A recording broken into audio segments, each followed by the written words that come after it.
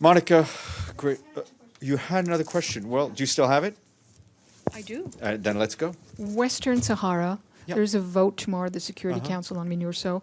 Can you update us on what the Special Envoy Kohler is doing? Are the preparations for the third round moving ahead? What can you tell us? I don't. I will honestly. There are a lot of issues. I try not to speak off the top of my head. Western Sahara is one. That I can do. Okay. Thank you.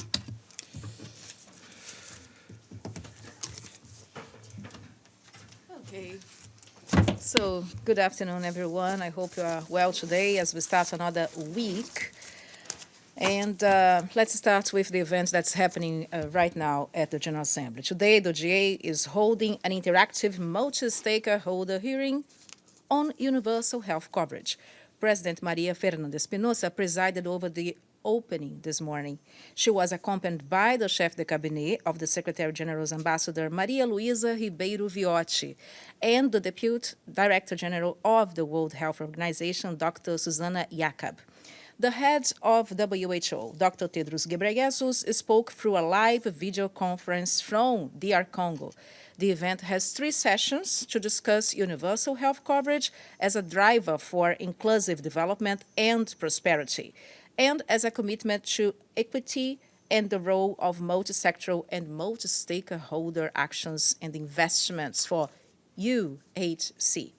In her opening remarks, Ms. Espinosa said that at least half the world's population lacks access to essential health services. Health expenses push over 100 million people into extreme poverty every year. They are forced into choices that no one should ever have to make, whether to buy medicine or food. The PGA highlighted that health is a human right enshrined in the Universal Declaration of Human Rights and the International Covenant on Economic, Social, and Cultural Rights, and essential to the fulfillment of all fundamental human rights.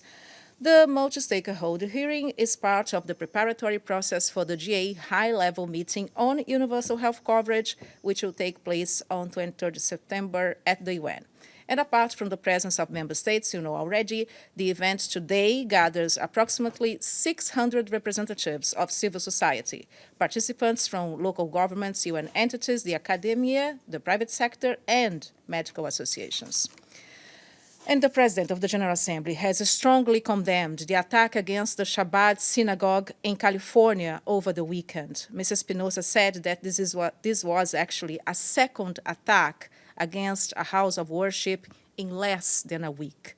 The PJ sends her deepest condolences and sympathies to the family of Miss Lori Kay, who was shot dead during this heinous crime. Ms. Espinosa wishes a speedy recovery to all injured. The PGA stresses that the right to religious freedom is a fundamental human right, and that the forces of hatred must be defeated by all for the sake of humanity. She also reacted to the attack against a church in the northern of Burkina Faso. Reports suggest that 6 people, including the pastor, his 2 children, and 3 other worshippers, were killed. Ms. Espinosa sends her deepest sympathies to the families of the victims, the people, and the country of Burkina Faso. And the PJ is deeply saddened to hear of the scale of destruction left by Cyclone Kenneth in Mozambique. There are reports that dozens of people have been killed after torrential rains in the northern province of Cabo Delgado, and that over 35,000 homes have been destroyed. Mrs. Espinosa sends her condolences to the victims, the people, and the government of Mozambique. She's following the situation closely. The president of the GA is grateful for the relief efforts to alleviate the suffering of Mozambicans who have been affected by the second cyclone within 6 weeks. And finally, tomorrow, 30th of April at 12:30 p.m. here in the press briefing room, President María Fernanda Espinosa will chair a press conference on her global campaign against plastic pollution and the use of single plastics. The PJ will be accompanied by representatives of Antigua and Barbuda and Norway, which are supporting this campaign.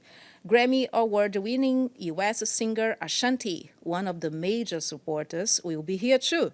They will deliver short opening remarks and answer your questions about the campaign and the upcoming concert Play It Out, to be held in Antigua on 1st June. And this is everything from us today. Do you have any questions? If you don't, I will. Yeah. Pamela, go ahead. Is there an You have your outcome? mic on? Yes. Sorry, is there an outcome document that the PGA would like to see on the universal health coverage in September?